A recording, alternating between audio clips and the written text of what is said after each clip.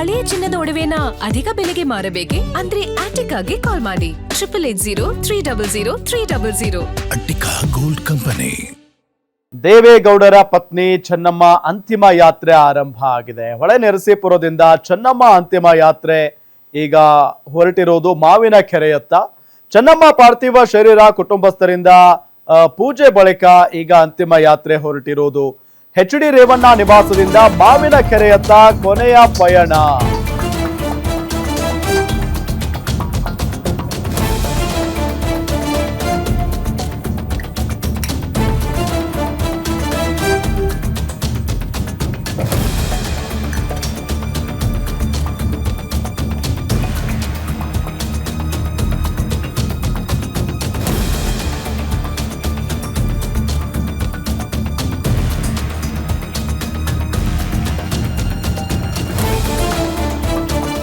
ದೇವೇಗೌಡರು ಬಾಡಿಗೆ ಇದ್ದ ಹಳೇ ಮನೆ ದಾರಿಯಲ್ಲಿ ಕೊನೆ ಪಯಣ ಸಾಗ್ತಾ ಇದೆ. ನಾಗಲಾಪುರ ಪಡುವಲ ಹಿಪ್ಪೆ ಮಾರ್ಗವಾಗಿ ಮಾವಿನ ಕೆರೆಗೆ ಚೆನ್ನಮ್ಮ ಪಾರ್ಥಿವ ಶರೀರಕ್ಕೆ ಹೆಗಲು ಕೊಟ್ಟ ಸುರೇಶ್ ಬಾಬು, ರಮೇಶ್ ಗೌಡ, ಭೋಜೇಗೌಡ ಸಾಥ್ ಕೊಟ್ಟಿದ್ದಾರೆ.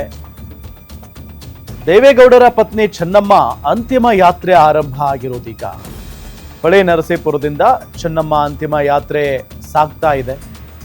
ಮಾವಿನ ಕೆರೆಯತ್ತ ಚೆನ್ನಮ್ಮ ಪಾರ್ಥಿವ ಶರೀರ ಹೊರಟಿರೋದು. ಕುಟುಂಬಸ್ಥರಿಂದ ಪೂಜೆ ಬಳಿಕ ಅಂತಿಮ ಯಾತ್ರೆ ಹೊರಟಿದೆ. ಎಚ್.ಡಿ. ರೇವಣ್ಣ ನಿವಾಸದಿಂದ ಮಾವಿನ ಕೆರೆಯತ್ತ ಕೊನೆಯ ಪಯಣ ಸಾಗ್ತಾ ಇರೋದು ದೃಶ್ಯದಲ್ಲಿ ನಿಮಗೆ ತೋರಿಸ್ತಾ ಇದ್ದೀವಿ. ಮಾವಿನ ಕೆರೆಯತ್ತ ಹೊರಡ್ತಾ ಇದೆ. ಚೆನ್ನಮ್ಮ ಇಷ್ಟದ ಸ್ಥಳಗಳಲ್ಲಿ ಅಂತಿಮ ಯಾತ್ರೆ ಸಾಗ್ತಾ ಇದೆ. ಚೆನ್ನಮ್ಮನವರಿಗೆ ಆ ಊರು ಅಂತ ಅಂದ್ರೆ ಬಹಳ ಇಷ್ಟ, ಜೊತೆಗೆ ಊರಿನ ಜನ ಅಷ್ಟೇ ಇಷ್ಟ. ಹಾಗಾಗಿನೇ ಯಾವ್ಯಾವ ಸ್ಥಳಗಳಲ್ಲಿ ಅವರು ಹೆಚ್ಚಾಗಿ ಓಡಾಡ್ತಾ ಇದ್ರು ಅಲ್ಲೆಲ್ಲ ಈಗ ಮೆರವಣಿಗೆ ಸಾಗ್ತಾ ಇರೋದು. ಇನ್ನು ಕೋಟೆ ಲಕ್ಷ್ಮೀ ನರಸಿಂಹಸ್ವಾಮಿ ದೇವಸ್ಥಾನದ ಮಾರ್ಗವಾಗಿ ಯಾತ್ರೆ ಹೊರಟಿದೆ. ದೇವೇಗೌಡರು ಬಾಡಿಗೆ ಇದ್ರಂತೆ ಆ ಒಂದು ಹಳೆ ಮನೆಯ ದಾರಿಯಲ್ಲಿ ಕೊನೆಯ ಪಯಣ ಸಾಗ್ತಾ ಇದೆ. ದೃಶ್ಯದಲ್ಲಿ ನಿಮಗೆ ತೋರಿಸ್ತಾ ಇದೀವಿ ನಾವು. ದೇವೇಗೌಡರು ಇದ್ದಂತ ಒಂದು ಹಳೇ ಮನೆ, ಅದು ಬಾಡಿಗೆ ಮನೆ ಅದು. ಸೊ ಆ ಮನೆಯ ದಾರಿಯಲ್ಲೇ ಈಗ ಪ್ರಯಾಣ ಸಾಗ್ತಾ ಇದೆ. ನಾಗಲಾಪುರ ಪಡುವಲ ಹಿಪ್ಪೆ ಮಾರ್ಗವಾಗಿ ಮಾವಿನ ಕೆರೆಗೆ ಚೆನ್ನಮ್ಮ ಪಾರ್ಥಿವ ಶರೀರಕ್ಕೆ, ಅಂದ್ರೆ ಈಗ ಮಾವಿನ ಕೆರೆಗೆ ಹೊರಟಿರೋದು. ಚೆನ್ನಮ್ಮ ಪಾರ್ಥಿವ ಶರೀರಕ್ಕೆ ಸುರೇಶ್ ಬಾಬು, ರಮೇಶ್ ಗೌಡ ಜೊತೆಗೆ ಭೋಜೇಗೌಡರು ಹೆಗಲು ಕೊಟ್ಟಿದ್ದಾರೆ ಅನ್ನೋದು ಗೊತ್ತಾಗ್ತಾ ಇರುವಂತಹ ಸಂಗತಿ. ನೋಡಿ, ಇಲ್ಲಿ ಪ್ರತಿಯೊಬ್ಬರೂ ಕೂಡ ಅಂದ್ರೆ ಅಂತಿಮ ದರ್ಶನನೇ. ಈಗ ಒಂದು ಯಾತ್ರೆ ಸಾಗ್ತಾ ಇದೆ, ಈ ಸಂದರ್ಭದಲ್ಲಿ ಅಂತಿಮ ದರ್ಶನವನ್ನ ಪಡೆದುಕೊಳ್ಳೋದಕ್ಕೆ ಬರ್ತಾ ಇದ್ದಾರೆ ಜನ. ಅವರ ಹುಟ್ಟೂರು ಆಗಿರೋದ್ರಿಂದ, ಅವರದ್ದೇ ಜಿಲ್ಲೆ ಆಗಿರೋದ್ರಿಂದ ಸಹಜವಾಗಿ ಜನ ಬಂದೇ ಬರ್ತಾರೆ. ದೇವೇಗೌಡರ ಪತ್ನಿ ಚೆನ್ನಮ್ಮ ಇನ್ನು ಮುಂದೆ ನಮ್ಮ ಜೊತೆಗಿರೋದಿಲ್ಲ. ಸಾಕಷ್ಟು ಸಂಖ್ಯೆಯಲ್ಲಿ ಜನ ಜಮಾವಣೆಗೊಂಡಿರೋದು ನೋಡಿ. ಇಲ್ಲಿ ಸಾಕಷ್ಟು ರಾಜಕೀಯ ಗಣ್ಯರೆಲ್ಲ ಇದ್ದಾರೆ. ಕೋಟೆ ಲಕ್ಷ್ಮೀ ನರಸಿಂಹಸ್ವಾಮಿ ದೇವಸ್ಥಾನದ ಮಾರ್ಗವಾಗಿ ಯಾತ್ರೆ ಸಾಗ್ತಾ ಇರೋದು. ಚೆನ್ನಮ್ಮ ಅಂತಿಮ ಯಾತ್ರೆಯಲ್ಲಿ ಜನಸಾಗರ. ರಸ್ತೆಯ ಎರಡೂ ಕಡೆ ನಿಂತು ಅಂತಿಮ ನಮನವನ್ನ ಸಲ್ಲಿಸ್ತಾ ಇದ್ದಾರೆ ಜನ. ಸಾವಿರಾರು ಜನರಿಂದ ಚೆನ್ನಮ್ಮ ಅಂತಿಮ ದರ್ಶನ. ಚೆನ್ನಮ್ಮಗೆ ಕೈ ಮುಗಿದು ನಮಸ್ಕರಿಸ್ತಾ ಇದ್ದಾರೆ ಜನ. ಹಾಡಿನ ಮೂಲಕ ನಮನ ಸಲ್ಲಿಸಿದ್ದಾರೆ ಹೊಳೆ ನರಸೀಪುರದ ಜನ.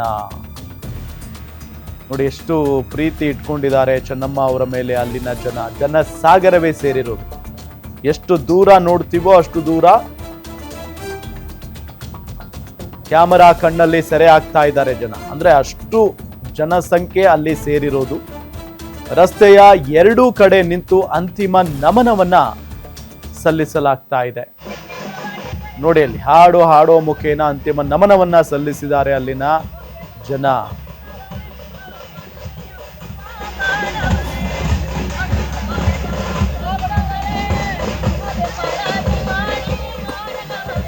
ಇದೇ ವಿಚಾರಕ್ಕೆ ಸಂಬಂಧಪಟ್ಟಂತೆ ಡೀಟೇಲ್ಸ್ ಕೊಡ್ತಾರೆ ನಮ್ಮ ಪೊಲಿಟಿಕಲ್ ರಿಪೋರ್ಟರ್ ದುರ್ಗೇಶ್ ನಾಯಕ್. ಸ್ಥಳದಿಂದಾನೇ ನೇರ ಸಂಪರ್ಕದಲ್ಲಿ ಜಾಯಿನ್ ಆಗಿದ್ದಾರೆ. ದುರ್ಗೇಶ್, ಈಗ ಏನ್ ನಡೀತಾ ಇದೆ ಅಲ್ಲಿ? ಇನ್ನು ಎಷ್ಟು ದೂರ ಒಂದು ಯಾತ್ರೆ ಸಾಗಬೇಕು? ಡೀಟೇಲ್ಸ್ ಕೊಡ್ತಾ ಹೋಗೋದಾದ್ರೆ. ಎಸ್ ರಾಮ್, ಹೊಳೆನರಸೀಪುರದ ರೇವಣ್ಣ ಅವರ ನಿವಾಸದಿಂದ ಈಗ ಚೆನ್ನಮ್ಮ ಅವರ ಪಾರ್ಥಿವ ಶರೀರ ಮಾವಿನಕೆರೆಯತ್ತ ಸಾಗ್ತಾ ಇದೆ. ಸುಮಾರು 10 ಕಿಲೋಮೀಟರ್ನಷ್ಟು ದಾರಿ ಉದ್ದಕ್ಕೂ ಕೂಡ ಗಾಜಿನ ಒಂದು ವಾಹನದಲ್ಲಿ, ತೆರೆದ ವಾಹನದಲ್ಲಿ ಚೆನ್ನಮ್ಮ ಅವರ ಪಾರ್ಥಿವ ಶರೀರದ ಮೆರವಣಿಗೆಯನ್ನು ಮಾಡಲಾಗ್ತಾ ಇದೆ.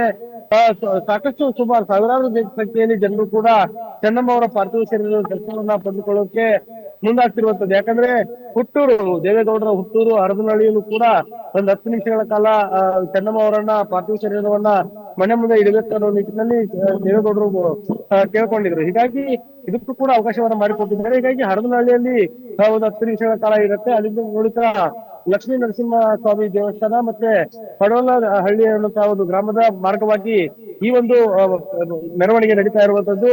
ಚೆನ್ನಮ್ಮ ಅವರನ್ನ ಕಣ್ತುಂಬಿಕೊಳ್ಳೋದಕ್ಕೆ ಸಾಕಷ್ಟು ಸಾವಿರಾರು ಸಂಖ್ಯೆಯಲ್ಲಿ ಜನರು ಸೇರ್ತಿದ್ದಾರೆ. ನಿನ್ನೆ ಬೆಳಗ್ಗೆಯಿಂದಲೂ ಕೂಡ ಅವರ ದರ್ಶನವನ್ನ ಪಡೆದುಕೊಳ್ಳಬೇಕನ್ನೋ ನಿಟ್ಟಿನಲ್ಲಿ ಜನರು ಬೆಂಗಳೂರಿನಿಂದ ನೆಲಮಂಗಲ ಮಾರ್ಗವಾಗಿ, ಏನು ಹಿರಿಸಾಲೆ ಮಾರ್ಗವಾಗಿ ಬಂದಂತಹ ಸಂದರ್ಭದಲ್ಲೂ ಕೂಡ ಬಂದಿರುವಂತದ್ದು. ಜೊತೆಗೆ ಈಗ ಈ ಒಂದು 10 ಕಿಲೋಮೀಟರ್ ದಾರಿಯನ್ನು ಕೂಡ ಜನರು ಜನಸಾಗರದಲ್ಲಿ ಸೇರಿ ಚೆನ್ನಮ್ಮ ಅವರ ಪಾರ್ಥಿವ ಶರೀರವನ್ನ ದರ್ಶನ ಮಾಡ್ಕೊಳ್ತಿದ್ದಾರೆ. ಈಗ ಸದ್ಯಕ್ಕೆ ರೇವಣ್ಣ ಅವರ ನಿವಾಸದಿಂದ ಏನು ಹೊಳೆನರಸೀಪುರದ ಸಿಟಿ ಮಾರ್ಗವಾಗಿ ಪಾರ್ಥಿವ ಶರೀರ ಸಾಗ್ತಾ ಇರುವಂತದ್ದು. ರಸ್ತೆ ಅಕ್ಕಪಕ್ಕ ಎರಡು ಭಾಗದಲ್ಲೂ ಕೂಡ ನಿಂತ್ಕೊಂಡು ಜನರು ಪಾರ್ಥಿವ ಶರೀರ ದರ್ಶನ ಪಡೆದುಕೊಳ್ತಿದ್ದಾರೆ. 2 ಗಂಟೆ ಸುಮಾರಿಗೆ ಮಾವಿನಕೆರೆ ರಂಗನಾಥ ಸ್ವಾಮಿ ಬೆಟ್ಟದ ಅಡಿಯಲ್ಲಿ, ಅಂದ್ರೆ ದೇವಸ್ಥಾನದ ಬಳಿ ಒಂದು ಅಂತಿಮ ಕ್ರಿಯೆಗಳು ನಡೆಯುವಂತದ್ದು. ಓಕೆ, ಒಂದು ಈಗ ಬೇರೆ ಬೇರೆ ರಾಜಕೀಯ ಗಣ್ಯರು ಕೂಡ ಆಗಮಿಸಿದ್ದಾರೆ. ಯಾಕಂತಂದ್ರೆ ಕೆಲವೊಂದಿಷ್ಟು ಜನ ಕೇಂದ್ರ ನಾಯಕರು ಕೂಡ ಬರ್ತಾರೆ ಅನ್ನೋ ಸುದ್ದಿ ಇತ್ತು. ದುರ್ಗೇಶ್ ನಾಯಕ್, ಈಗಾಗಲೇ ಶಿವರಾಜ್ ಸಿಂಗ್ ಚೌಹಾಣ್ ಮತ್ತು ಮನೋಹರ್ ಲಾಲ್ ಖಟ್ಟರ್ ಇಬ್ಬರು ಕೇಂದ್ರ ಸಚಿವರು ಈ ಒಂದು ಅಂತಿಮ ವಿಧಿವಿಧಾನ ಕಾರ್ಯಕ್ರಮದಲ್ಲಿ ಭಾಗಿಯಾಗ್ತಾರೆ ಅನ್ನೋದು ಒಂದ್ ಕಡೆ ಆದ್ರೆ, ಸಿಎಂ ಡಿ.ಕೆ. ಶಿವಕುಮಾರ್ ಸೇರಿದಂತೆ ಪಕ್ಷಾತೀತವಾಗಿ ಜೆಡಿಎಸ್, ಬಿಜೆಪಿ, ಕಾಂಗ್ರೆಸ್ನ ಈ ಹಳೆ ಮೈಸೂರು ಭಾಗದ ನಾಯಕರೆಲ್ಲರೂ ಕೂಡ ಅಂತಿಮ ಕ್ರಿಯೆಯಲ್ಲಿ ಭಾಗಿಯಾಗ್ತಾರೆ ಅನ್ನುವಂತ ಮಾಹಿತಿ ಇದೆ. ಜೊತೆಗೆ ಕೇಂದ್ರದ ಪ್ರತಿನಿಧಿಯಾಗಿ ಇಬ್ಬರು ಸಚಿವರು ಬರ್ತಿರುವಂತದ್ದು, ಮತ್ತೆ ರಾಜ್ಯದ ಸಂಸದರು ಸಚಿವರಾಗಿರುವಂತಹ ಸೋಮಣ್ಣ ಅವರು ಕೂಡ ಈ ಒಂದು ಅಂತಿಮ ವಿಧಿವಿಧಾನ ಕಾರ್ಯದಲ್ಲಿ ಭಾಗಿಯಾಗ್ತಾರೆ ಅನ್ನುವಂತ ಮಾಹಿತಿ ಇದೆ.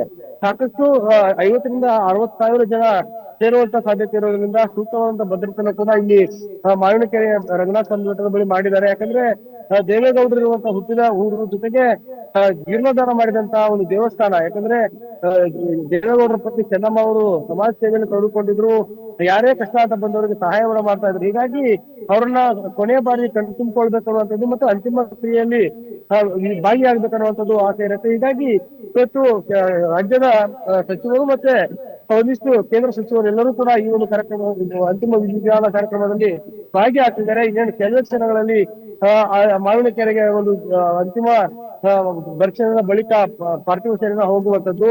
ಅದಾದ ಬಳಿಕ 2 ಗಂಟೆಯಿಂದ 4 ಗಂಟೆವರೆಗೂ ಕೂಡ ಅಂತಿಮ ವಿಧಿವಿಧಾನಗಳು ಒಕ್ಕಲಿಗ ಸಂಪ್ರದಾಯದ ಪ್ರಕಾರ ನಡೆಯುವಂತದ್ದು. ರಾಮ್, ಓಕೆ, ಈಗ ದೇವೇಗೌಡರು ಎಲ್ಲಿದ್ದಾರೆ ಅಂದ್ರೆ ಅಂತಿಮ ಸಂಸ್ಕಾರ ನಡೆಯುವಂತ ಸ್ಥಳದಲ್ಲೇ ದೇವೇಗೌಡರು ಮೊದಲೇ ಹೋಗಿದಾರಾ, ಅಥವಾ ಪಾರ್ಥಿವ ಶರೀರದ ಮೆರವಣಿಗೆ ಸಂದರ್ಭದಲ್ಲಿ ಅವರು ಕೂಡ ಹೊರಟಿದಾರಾ? ಹಿಂದೆ ಕುಮಾರಸ್ವಾಮಿ ಅವರು ಎಲ್ಲಿದ್ದಾರೆ?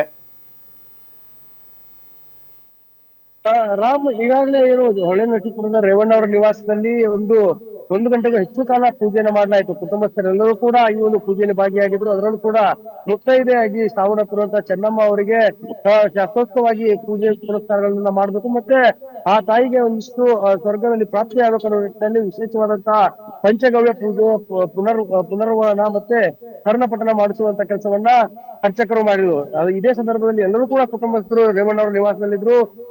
ರೇವಣ್ಣ ಅವರ ನಿವಾಸದಿಂದ ಪಾರ್ಥಿವ ಶರೀರ ಮುಂದೆ ಸಾಗ್ತಾ ಇದೆ. ಹಿಂದೆ ಕುಟುಂಬಸ್ಥರೆಲ್ಲರೂ ಕೂಡ ಪಾರ್ಥಿವ ಶರೀರದ ವಾಹನದ ಹಿಂದೆ ಹೋಗ್ತಾ ಇರುವಂತದ್ದು. ಯಾಕಂದ್ರೆ ದೇವೇಗೌಡರು, ಎಚ್.ಡಿ. ಕುಮಾರಸ್ವಾಮಿ, ನಿಖಿಲ್ ಕುಮಾರಸ್ವಾಮಿ ಎಲ್ಲರೂ ಕೂಡ ತೆರೆದ ವಾಹನದಲ್ಲಿದ್ದಾರೆ. ಆದ್ರೆ ದೇವೇಗೌಡರು ಒಂದು ಕಾರಿನಲ್ಲಿ ಈ ಮೆರವಣಿಗೆ ಹಿಂದೆ ಸಾಗ್ತಿದ್ದಾರೆ. ಯಾಕಂದ್ರೆ ದೇವೇಗೌಡರು ಚೆನ್ನಮ್ಮ ಅವರ ಕಳೆದುಕೊಂಡಿದ್ದಾರೆ ಅನ್ನೋದು ಒಂದು ಕಡೆ ಆದ್ರೆ, ಅವರನ್ನ ನೋಡೋದಕ್ಕೆ ಜನ ಸೇರುತ್ತಿದ್ದಾರೆ. ಅವರಿಗೆ ಈ ಒಂದು ಚೆನ್ನಮ್ಮ ಅವರ ಅಂತಿಮ ದರ್ಶನ ಆಗ್ಬೇಕನ್ನುವಂಥದ್ದು ಸೂಕ್ತವಾದ ವ್ಯವಸ್ಥೆಯನ್ನು ಮಾಡಲಾಗಿದೆ. ಕುಟುಂಬಸ್ಥರೆಲ್ಲರೂ ಕೂಡ ಈ ಒಂದು ಚೆನ್ನಮ್ಮ ಅವರ ಪಾರ್ಥಿವ ಶರೀರದ ವಾಹನದ ಹಿಂದೆ ಸಾಗ್ತಿದ್ದಾರೆ. ಈ 10 ಕಿಲೋಮೀಟರ್ ದಾರಿ ಇದಕ್ಕೂ ಕೂಡ ಜನರಿಗೆ ಅವಕಾಶವನ್ನ ಮಾಡಿಕೊಡಲಾಗಿದೆ. ಹೀಗಾಗಿ 2 ಗಂಟೆಗೆ ಒಂದು ಅಲ್ಲಿ ಮಾವಿನಕೆರೆಗೆ ತೆರಳುವಂತ ಸಾಧ್ಯತೆ ಇದೆ. ಹೀಗಾಗಿ ನೋಡ್ಬೇಕು ಎಷ್ಟೊತ್ತಾಗತ್ತೆ ಅನ್ನೋದಲ್ಲ. Ram, okay, thank you Durgesh ತಮ್ಮೆಲ್ಲ ಮಾಹಿತಿಗಾಗಿ.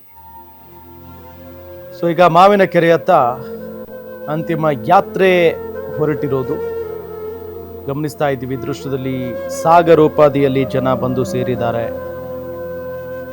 ಎಲ್ಲ ಅವರ ಅಭಿಮಾನಿ ಬಳಗ, ಅವ್ರನ್ನ ಇಷ್ಟಪಡುವಂಥ ಜನ, ಸೊ ಪ್ರತಿಯೊಬ್ಬರೂ ಕೂಡ ಆಗಮಿಸಿರೋದು, ಬೇರೆ ಬೇರೆ ರಾಜ್ಯದ ನಾಯಕರುಗಳು ಕೂಡ ಆಗಮಿಸಿದ್ದಾರೆ. ನಮ್ಮ ರಾಜ್ಯದ ಹಲವು ನಾಯಕರುಗಳಲ್ಲೇ ಇದ್ದಾರೆ.